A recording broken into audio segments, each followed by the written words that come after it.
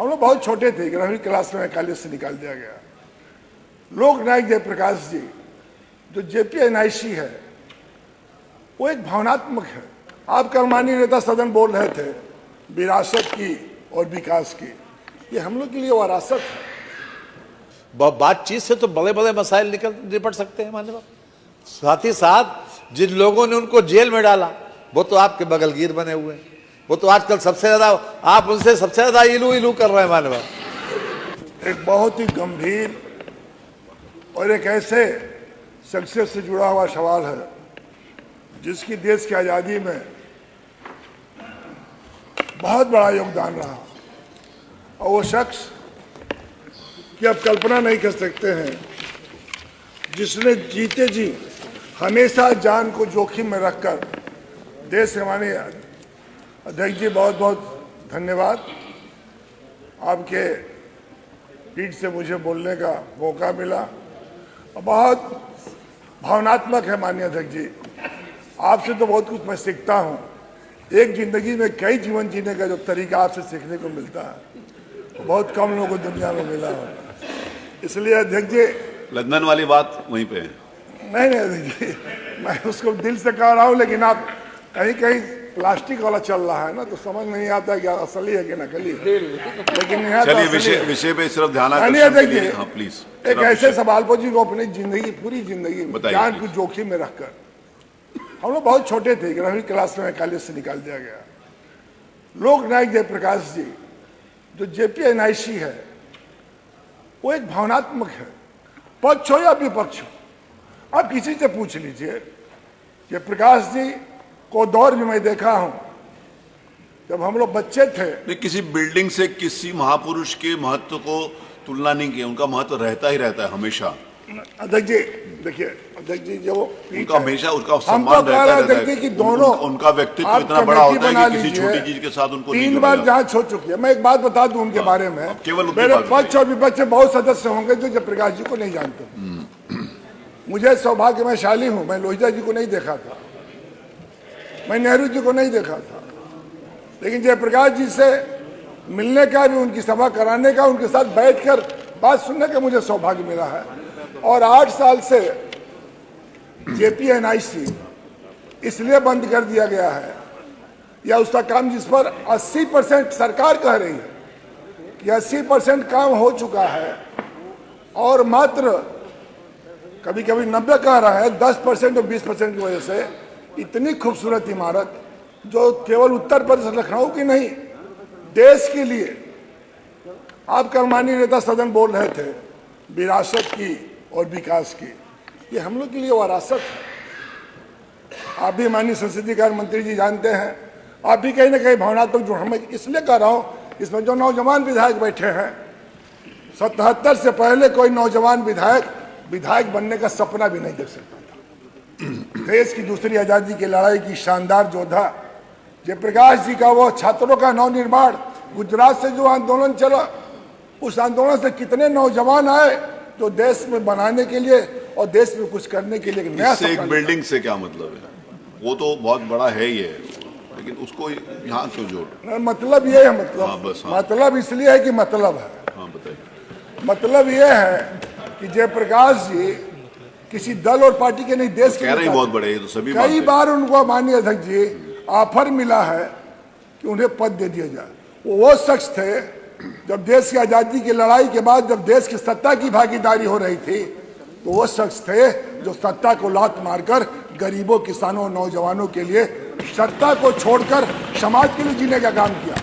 उन्होंने भूदान आंदोलन से लगाए पता ना कितने आंदोलन, पूरी जिंदगी।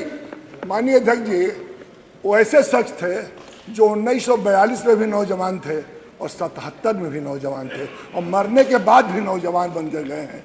ये बहुत बड़ी बात है।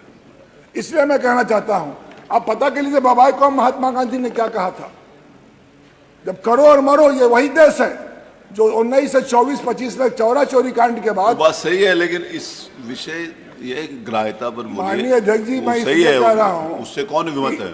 आप वो कालत कर दीजिए। देखिए मित्र चापलूस से बहुत माइनर डिफेक्ट होता है। आप क्या मित्र चापलूस, मित्र भी वही हरकत करता है जो चापलूस करता है। हम और आप लेकिन बुरे दिन में मित्र गट्टा पकड़ के बचाता है, अच्छा पुलिस धक्का दे देता है। मैं आपसे कह रहा हूँ संसदीय कार्य मंत्री जी, आप भी हैं, वो बिल्डिंग को अध्यक्ष जी आप जाते हैं तो नहीं अच्छा लगता है क्या कि खराब है, कितनी अच्छी बिल्डिंग है, क्या नहीं है? 24 उसमें लिफ्ट है, 12 माननीय अध्यक्ष जी आप पता कर लीजिए, इतनी खूबसूरत बिल्डिंग।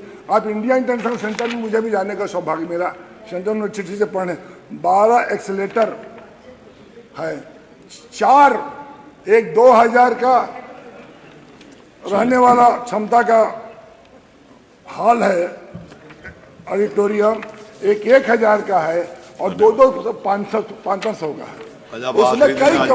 उसमें कई लोगों ने काम किया। हम ये जानना चाहते हैं जी कि जो बनाया था उसको तो राज्यसभा बनाने के लिए पता ना क्या क्या खेल खेल दिया आप, और जो बना जिसके नाम पर उसके लिए पता ना क्या दर्द है, क्या पीड़ा है।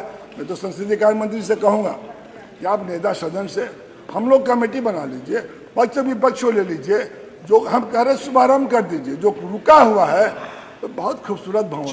धन्यवाद। वो देश और प्रदेश के लिए नहीं कोई डिबेट थोड़ी हो रही है। माननीय अध्यक्ष जी, मैंने ध्यान आकर्षण के लिए सुनना भी नहीं था ना। अरे वो ठीक है, मेरे कोई बंद नहीं किया गया। माननीय मंत्री, अरे वो ठीक है, हमने भी थे क्या, मैंने भी किया था, मैं छोटा था तो मैं भी किया था। बैठिए। अरे हम लोग बच्चे थे तब भी हम उसमें शामिल थे। बैठिए।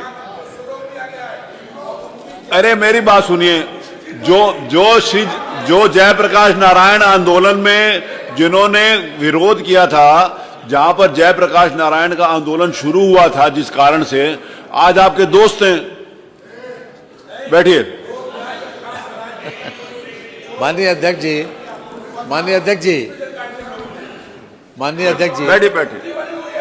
बैठिए। वो देख लिया आपकी बात आ गई, वो ओम प्रकाश जी की भी बात आ गई। माननीय मंत्री जी बैठिए प्लीज। अरे आज आप आखिरी दिन है, क्यों अपना मैसेज खराब कर रहे हो? बैठो। माननीय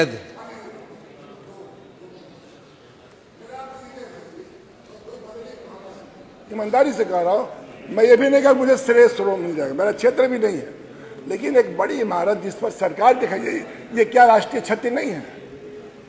क्या इस सरकार की क्षति कौन खाली समाजवादी पार्टी की क्षति है? जयप्रकाश जी वो शख्सियत है जो हजारीबाग जेल से इसलिए भाग गए कि गांधी जी ने उनको याद कर लिया, और उनके बेड पर जो सोए थे अध्यक्ष जी भाई जगदीश जी, बिहार के एमएलसी थे, और जयप्रकाश जी को पुलिस सरकार हुकूमत, गोरी हुकूमत ने इतना उत्पीड़ित किया कि मैं उसकी कल्पना नहीं कर सकता हूँ। मैं कह नहीं सकता हूँ भाई जगदीश जी उनके बेड पर 1 बजे दिन तक सोए रहे। लोगों ने कहा जयप्रकाश जी आए क्यों नहीं रहे? तो लोगों ने कहा तबियत खराब है, लेकिन उस बेड पर सोने वाला व्यक्ति भाई जगदीश जी जो बिहार के थे, जो एमएलसी थे, और उनको भी इतना प्रताड़ित किया गया, हम लोग के सामने मरे। बनारस में उनकी मरकड़िया पर श्राद्ध हुई। मेरा अध्यक्ष जी आपसे भी निवेदन है, अध्यक्ष जी ये दल से ऊपर का मामला है, ये देश प्रदेश और उस आने वाली पीढ़ी के लिए नसीहत है। इसलिए मैं आपसे कहना चाहता हूं कि इस पर अध्यक्ष जी हम पक्ष और विपक्ष सबसे कहना चाहता हूं। मैं आपसे भी कहना चाहता हूं अध्यक्ष जी, अच्छा अध्यक्ष जी ये बताइए हम लोग को शरण कौन देगा? आपके सिवा कौन है जिससे हम अपनी गुहार लगा सकते हैं, जिससे हम कह सकते हैं? इसलिए आपके संसदीय कार्य मंत्री जी से भी कहूंगा कि आपके साथ बहुत बार काम किया हूं मैं, और मैं जानता हूं जब यहाँ रहते तो कितना अच्छा बोलते थे, अभी भी अच्छा जाने के बाद कहीं बदल गए। वहां भी अच्छा बोलिए ना। अरे जी आप जानते हैं उतना दिन हम परिवार के साथ रहे जितना दिन आपके साथ सदन में हम लोग रह रहे हैं। ठीक है, समझ रहे हैं कि ये रिश्ता कम है। इन्हीं बातों के साथ बहुत बहुत धन्यवाद अध्यक्ष जी। मैं इतना जरूर कहूंगा, माननीय अध्यक्ष जी, आप कुछ नहीं कहिएगा, आप मुस्कुरा वही करो। आपकी जिंदगी से, एक जिंदगी से कई जीवन जीने का जो आपसे सीखने का मिल रहा है, उनको भी सिखा दीजिए। और संसदीय कार्य मंत्री जी को मुझे भरोसा है, संसदीय कार्य मंत्री जी नेता सदन को समझा लेंगे तो पक्का काम होना है। जब तक इनके हाँ में ना हो और ना में भी हाँ, तो मैं इतना ही कहूँगा संसदीय कार्य मंत्री से थोड़ा सा दिखा दीजिए। बहुत बहुत शुक्रिया। माननीय अध्यक्ष जी, जो दरवाजा खटखटा के खुल सकता है उसे सब ये जबरदस्ती खींच रहे हैं। माननीय या धक्का दे के खोलना चाहते हैं? सवाल ये है, मानवर जयप्रकाश जी अत्यंत आदरणीय हमारे फ्रीडम फाइटर रहे और उनके प्रति जितना श्रद्धा और सम्मान माननीय ओम प्रकाश जी ने व्यक्त किया, उतना हमारे तरफ बैठे हुए लोगों का भी उससे कम सम्मान नहीं है मानवा।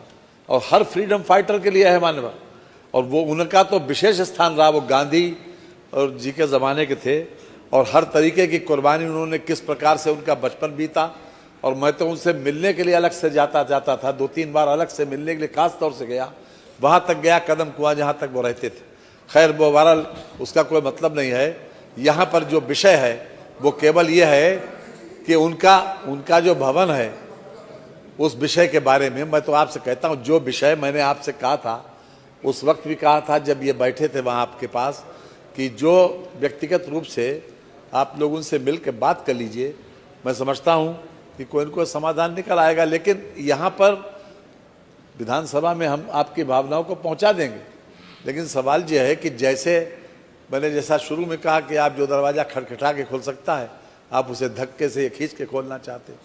सवाल ये है, आप बैठ के बात कर लीजिएगा, आप लोग मिल लीजिएगा, कोई ऐसी वो नहीं है। और क्या, मिल लेना चाहिए, मिल लेना चाहिए, बात कर लेना चाहिए। कोई चीज़ अगर है, बातचीत से तो बड़े बड़े मसाइल निपट सकते हैं माननीय। साथ ही साथ जिन लोगों ने उनको जेल में डाला वो तो आपके बगलगीर बने हुए हैं। वो तो आजकल सबसे ज्यादा, आप उनसे सबसे ज्यादा इलू कर रहे हैं माननीय। धन्यवाद।